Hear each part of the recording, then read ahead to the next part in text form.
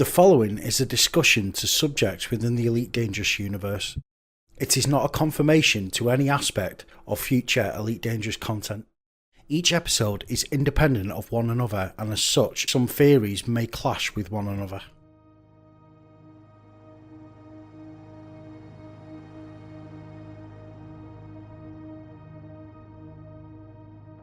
It is known that Frontier Developments has a plan for the storyline until at least 2021.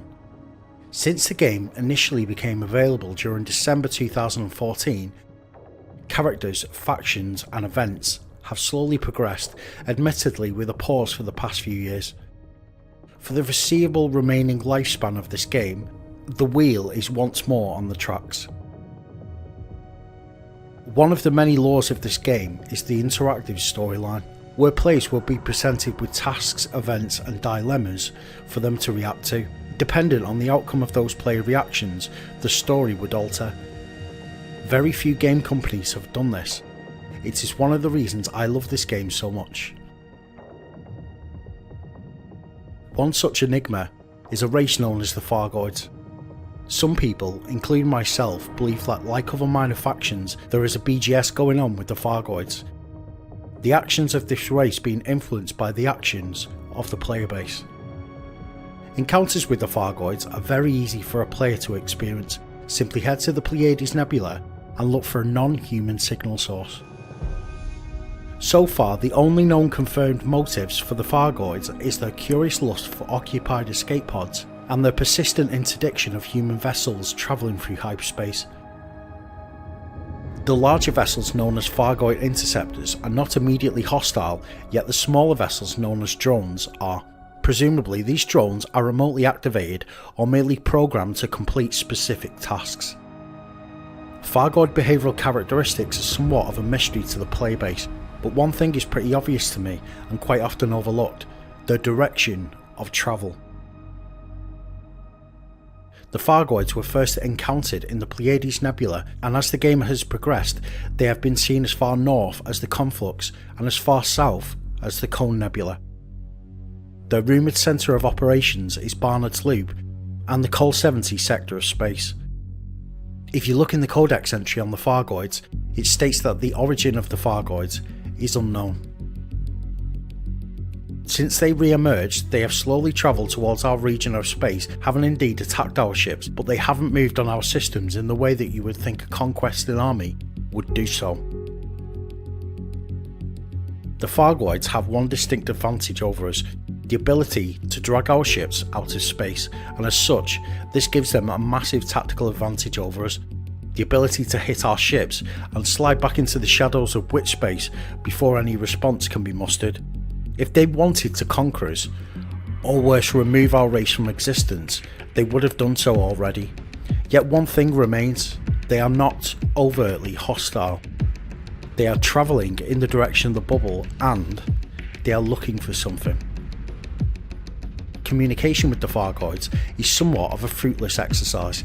Many pilots have tried in many different ways to provoke a response out of them, with everything from feeding them meta-alloys to honking various systems to get their attention. The only way a Thargoid ship will respond to human actions is its weaponry or the initial scan they perform when you jump into the instance. It is almost like they are not interested in what we have to say. One other thing that is rumoured is that the Thargoids are not acting as one cohesive unit. At Professor Palin's lab, a Thargoid vessel was encountered running from the planet, under attack from Thargoid drones. Nothing is known about this Thargoid interceptor variant other than its distinction from the others. Lore from previous games suggests that the Thargoids are split into two factions, the Eretrians and the Klaxians. It has not been confirmed whether this has been adopted by Frontier Developments for Elite Dangerous. Some players, including myself, believe that encounters with Thargoid interceptors reveal a variation in the way these vessels react to the player. Some act with instant hostility, whereas in other instances they seem somewhat indifferent to a player's presence.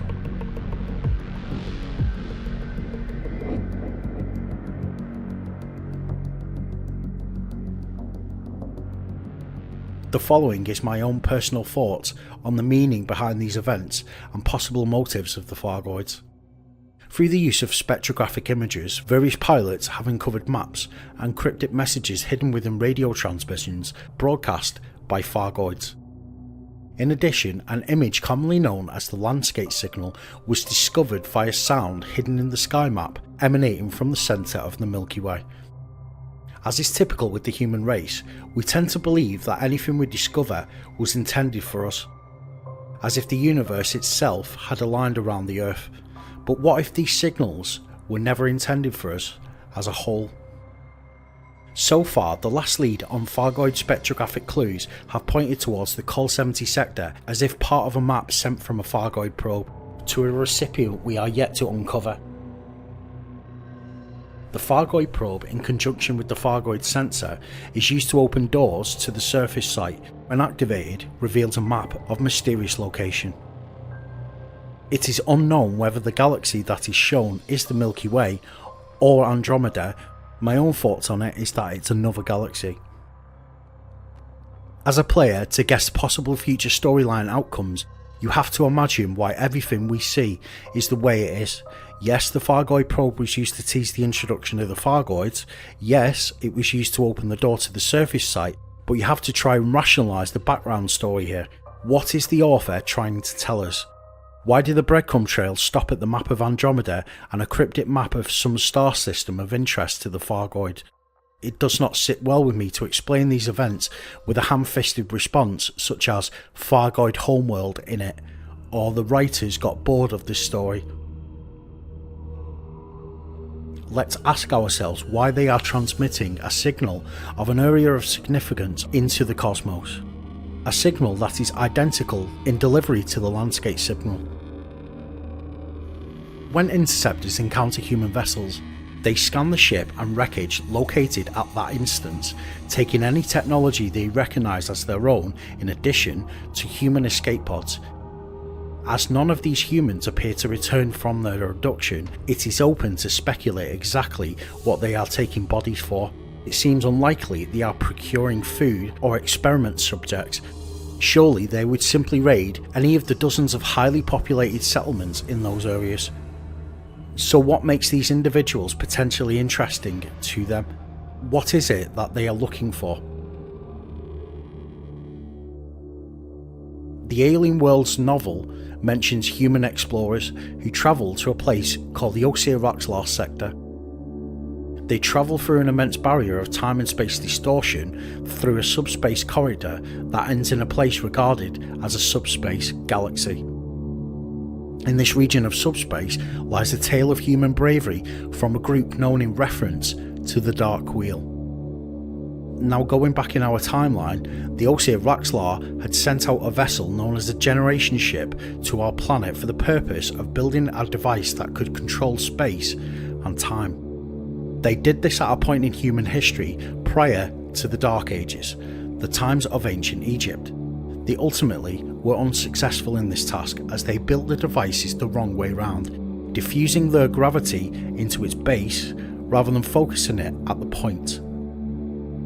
The fate of these robotic analogues and the fate of their ship is unknown. The Oisir Raxxla had originated from a place totally unknown to what we know of in our game, a place dense with disruptions in the fabric of space and time. Although the dormant race of this area is indeed the Oisir Raxxla, there is other life forms that came from here. The following transcribe from Steven Eisler's book describes the accounts of one of these races.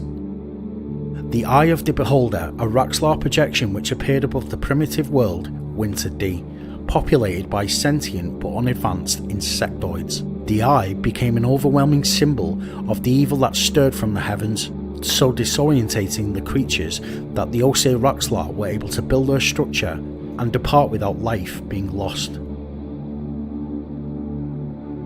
The problem you may have with connecting the events of this book with our galaxy is the obvious unknown status as to whether Frontier has the right to use its content or even have an interest in this novel. As Steven Eisler, also known as Robert Holdstock, also wrote The Dark Wheel, it makes sense that Frontier Developments could use these events, or at least take influence from them, to form variations to fit within the Elite Dangerous storyline. As the codex entry on the Thargoids state, the Thargoids could have originated from another galaxy or universe. Why had the authors of the codex entry added that point? It is known from previous games that the Thargoids have the ability to hover in witch space, and have a much better understanding in general of that region we see for a fleeting occasion every time we jump. If the Thargoids are the same race we hear from Steven Eisler's Alien World novel, then it makes sense why the Thargoids react the way they do with us. Maybe they recognise the genetic heritage of some of our more secretive pilots, such as those from the Dark Wheel organisation. Hypothetically, let's say, the books of Steven Eisler are to be regarded as canon. Let's say the Thargoids are the same insectoid race from that book that escaped the chains of the Oisir Raxxla.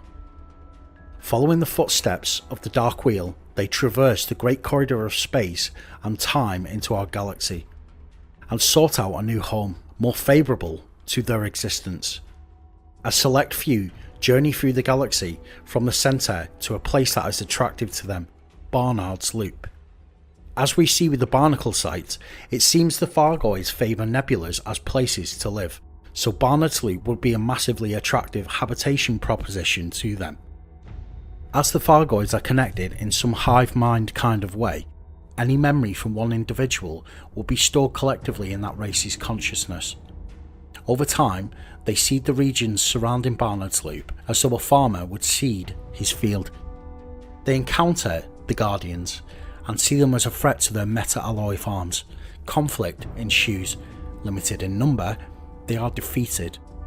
Left alone in Barnard's Loop, they continue to grow in number and carry on with the rebuilding of their race.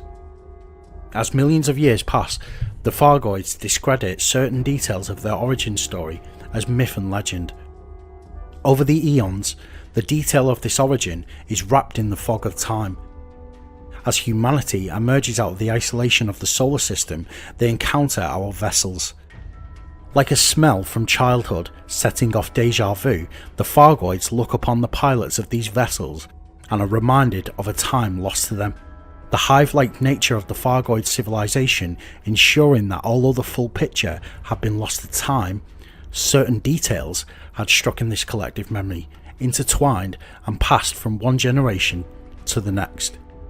Early encounters with humanity would, however, paint a different picture to them, as actions had ended in full-scale conflict and a man-made virus that would nearly devour their race.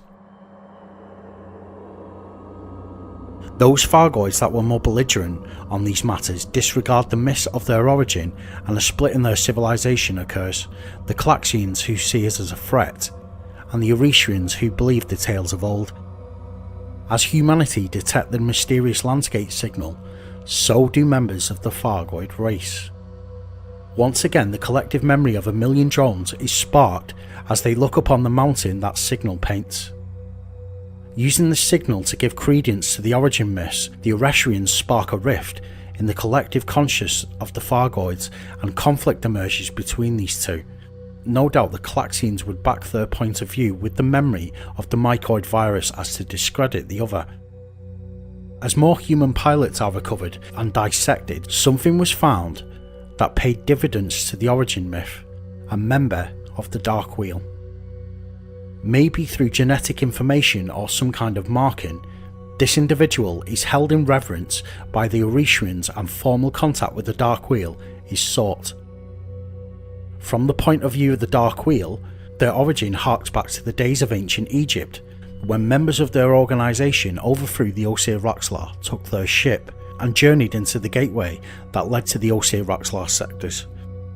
From the point of view of the Thargoids and their skill with biological engineering, genetic information from the original members of the Dark Wheel is stored in their collective memory. This is how they recognise some of these individuals.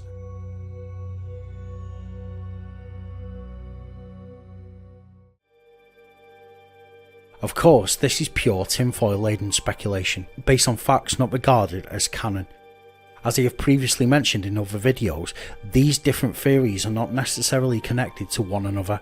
Some are taken from other people's work as mentioned, and some are my own theories. As someone recently said to me, RAXXLA is a world building exercise. A world building exercise set in a sandbox universe. RAXXLA is a journey, and as such it is not important where this odyssey ends, but the friends you make along the way. The tales you live to tell as you travel from point A to point B, the battles you fight, and the sights you see.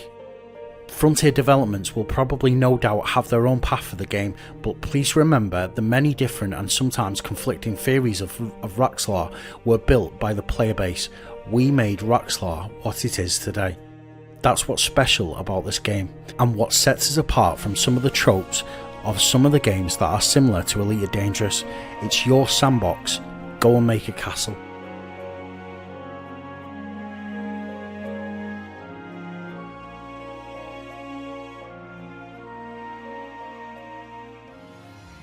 Thank you for the watch. This will be the end of my RAXXLA videos until next year. I would like to thank all you guys and girls that have took the time to engage me on this subject over the months. Without your support I probably wouldn't have made half of them. I would like to thank Alex Simon and Drunk Russian 23 for officially backing this channel. Their support helps this channel to keep going. If you would like to become an official backer and be mentioned at the end of this video, please follow the Ko-fi link below. If merch is your thing, that is also available below.